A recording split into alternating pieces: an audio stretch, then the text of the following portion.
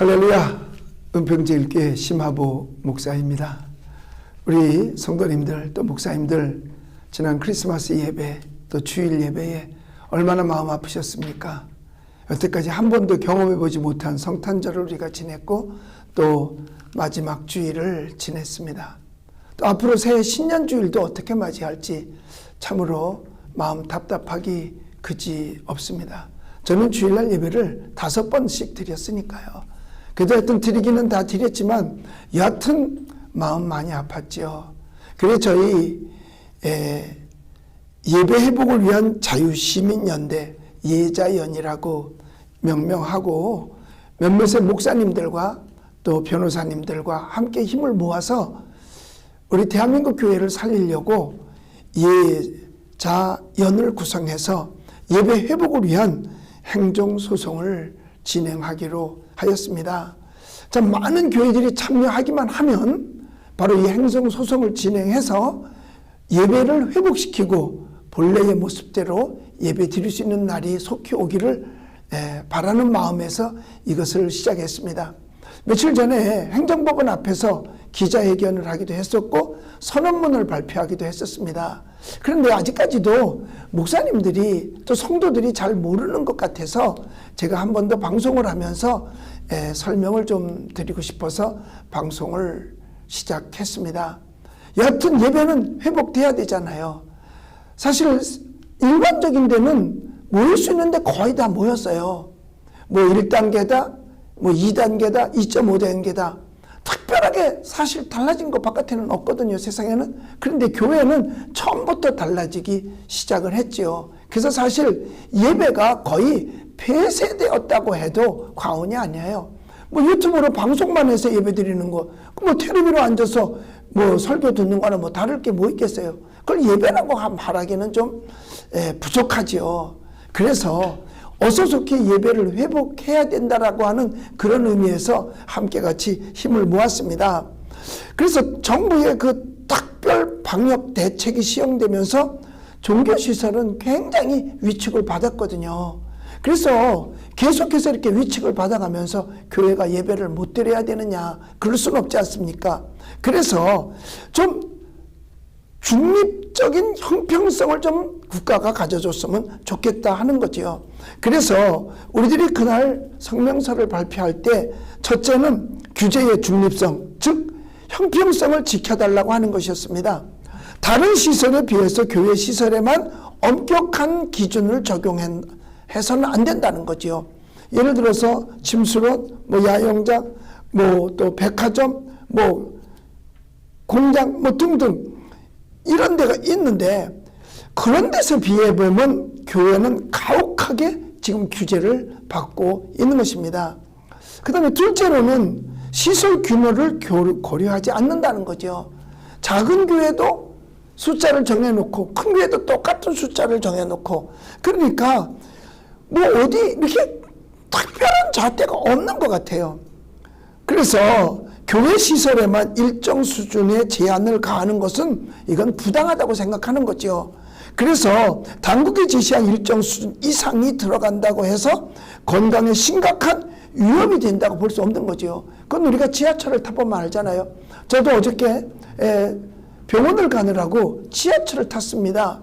그런데 지하철이 얼마나 사람이 많은지 도대체 뭐 의자는 당연히 없는 것이고 서서 왔는데 어깨와 어깨를 부딪히고 왔거든요.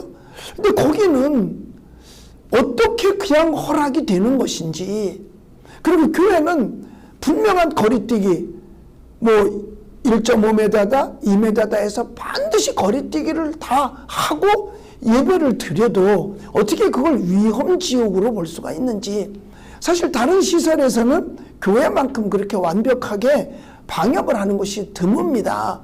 교회는 거의 보면 전신소독, 손소독, 열체커 다 하고 거리뛰기 다 하고 마스크는 뭐 100% 마스크를 다 쓰죠. 그럼에도 불구하고 차별을 두어서 인원 숫자를 정해놓고 그 이상 하면 고발을 하느니 뭐 등등 하는 것은 교회를 위협하는 것이요 탄압하는 것이라고 밖에는 볼 수 없습니다. 그리고 세 번째로는 헌법의 종교의 자유에 대해서 이것을 압박하는 거죠. 종교 자유를 없애버리는 것과 마찬가지 아닌가 싶습니다. 헌법의 종교자유는 팬데믹 상황에서도 결코 잊혀지거나 버려질 수 없는 것 아니겠어요? 행정명령보다 더 위에 있는 것이 헌법인데 헌법에는 신앙의 자유가 보장되어 있잖아요. 신앙의 자유의 가장 근본적이고 핵심적인 것은 예배인데 예배를 보장받지 못한다면 신앙의 자유를 보장받지 못하는 것이고 그것은 헌법에 위배되는 행위라고 밖에는 볼 수가 없습니다. 그러므로 이것은 저희들이 그대로 받아들이고 그대로 용납할 수 없다는 거죠. 모두가 다 힘들어서 다 같이 힘을 합쳐야 되는 것은 맞습니다. 그러나 잣대가 다른 잣대로 자를 대서는 안 되죠. 교회도 엄격히 방역을 다 하면서 그리고 본인이 겁이 나서 못 오는 사람이야 어쩔 수 없겠지만은 오는 사람까지 보낸다는 것은 신앙 양심상 허락될 수가 없는 것입니다. 그래서 교회는 반드시 함께 모여 대면하여 예배를 드린다. 물론 방역은 철저히 하고 하는 거죠. 그러니까 이렇게 보면서 예배 드리는 것이 비대면과 이거는요 비교할 수도 없는 거죠. 그거는 있을 수도 없는 일입니다. 그러므로 예배는 반드시 존중되어야 되는 것입니다. 그리고 다섯 번째로는 예배를 드린다고 해서 공중보건에 위배된다. 뚜렷한 증거가 있느냐 이거죠. 증거를 제시해주면 교회도 따르겠죠. 또한 정부의 금지 명령에 집행정지를 하지 않으면 단기간이라도 회복할 수 없는 손해가 발생하는 것, 영적 손해입니다.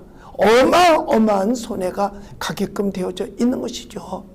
분명한 사실은 이런 집합금지 명령도 마찬가지예요. 제가 여기 어떤 한 서류를 보니까 집단시설, 다중시설, 환자 이용 공간까지 포함해서 보면은 확진자가 나오면 가능성 거기서 소독 후 하루 정도 충분히 환기시킨 후 사용 재개를 권고합니다. 그 다음에 병원 역시 마찬가지 6회 시간당 6회 이상 환기를 조성하고 소독 후에 최소한 2시간 후에는 진료를 재개하고 사용한다라고 합니다. 그 다음 응급실조차도 시간당 6번 내지 12번의 환기를 시키면서 4시간 이상 환기 후 진료 재개가 권고되고 있습니다. 그러니까 소독하고 나면 2-3시간 후 많아야 하루 지나면 다 그 시설을 이용할 수 있는 것으로 되어져 있잖아요. 그런데 왜 교회는 확진자가 하나 생기기만 해도 그것을 교회에 발로 쳐서 2주간의 교세를 폐쇄한다는 것은 그거는 어떤 과학적 근거로 그렇게 시키는 건지 전혀 알 길이 없습니다. 그 증거를 제시해 주면 참 좋겠습니다. 그래서 전 경기도 의사협회 회장도 이런 얘기를 했습니다. 감염 밀접 접촉 사실이나 감염 근거도 없이 교회발이라고 해서 정치적인 방역으로 교회를 탄압해서는 안 된다고 이야기를 했습니다. 그리고 처음 코로나 초기에도 중국 입국자를 그대로 받아들였고요. 그 다음에 지난 추석 때도 소비 쿠폰이 1000만 장 이상 나감으로 말미암아 그것이 전국에 퍼져서 모이게 되지 않았습니까? 그것으로 말미암아 지금 3차 발생까지 오게 되었는데 이것을 국민의 탓으로 돌리고 교회의 탓으로 돌려서 교회발하면 안 되는 것이라고 생각을 합니다. 그래서 우리 대한민국 교회는 어쩔 수 없이 이것에 대해서 항의를 하기 위해서 행정소송을 진행하려고 합니다.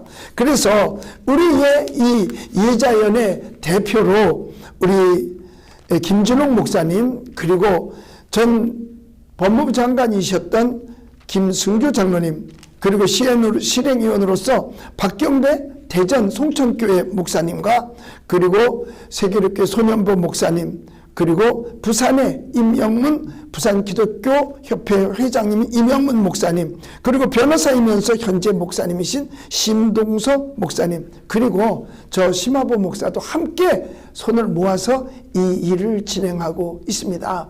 물론 우리만 해도 소송은 진행하지만 그러나 더 중요한 것은 한국교회가 이것을 대면에서 예배드리는 것을 다 원하고 있고 잘못된 잣대로 재는 것은 원치 않는다는 것을 정부에 항의하는 모습으로 보여주어야 되지 않겠는가? 우리가 지렁이만도 못하는가? 지렁이는 밟으면 꿈틀이라도 한다는데 그냥 이렇게 지나갈 것인가? 참새는 죽어도 짹 한대는데 짹 소리도 못하고 그냥 그대로 다 당할 것인가? 교회 말이 얼마나 된다고요? 퍼센트로 따지면 얼마 되지 않는다라고 이야기를 하더라고요. 제일 많이 감염된 것이 가족관계라는 이야기를 들었어요. 46%인가 그렇다는 이야기를 들었습니다. 그러니까 지하철 타고 와서 집에 와서 가족과 만나서 가족이 감염되고 이러는 것이죠. 그러나 확진자가 교회에 왔었다 하더라도 철저한 마스크 쓰기와 방역 제대로 한 교회는요, 확진자가 있었지만 단 한 명도 더 이상 발전하지 않았던 것을 우리는 그동안도 보아왔습니다. 그러므로 우리 이 일에 많은 교회들이 함께 우리 동참하십시다. 시간이 없어요. 목사님들 진짜 시간이 없어요. 금년 말 지나면은요, 지난 9월 달에 내놓은 이 감염 예방법, 여기에 우리 교회도 소속되면 나중에 어쩌면 교회가 폐쇄되는 지경까지 갈는지도 모르는 것입니다.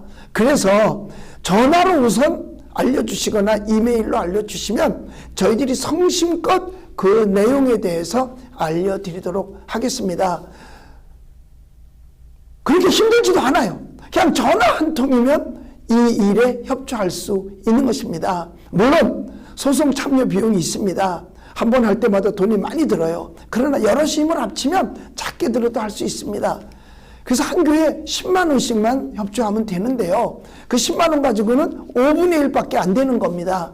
그러나 이것을 많은 교회들이 협력해서 지금 이 일을 하고, 그것도 없어서 어렵다면 없다고 청구할 때 우리는 사실 부족합니다 하면 그것마저도 우리 예자연에서 담당을 하게 됩니다. 목사님들 시간이 없어요.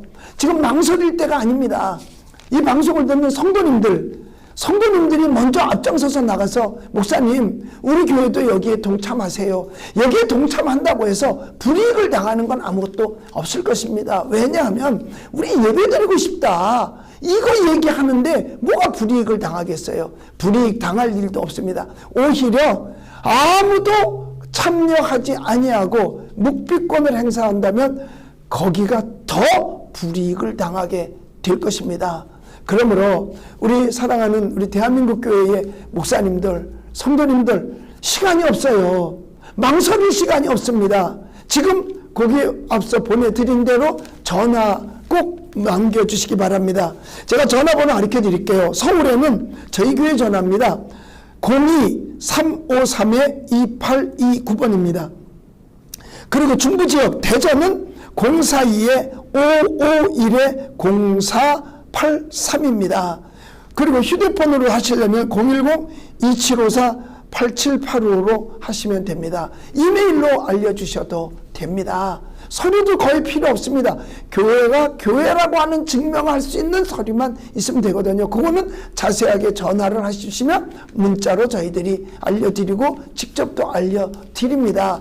특별하게 어려운 것 없습니다. 나도 함께 하겠습니다 라고만 하면 돼요. 목사님들 지금 시간이 없어요. 언제까지 머뭇머뭇하고 있을 겁니까?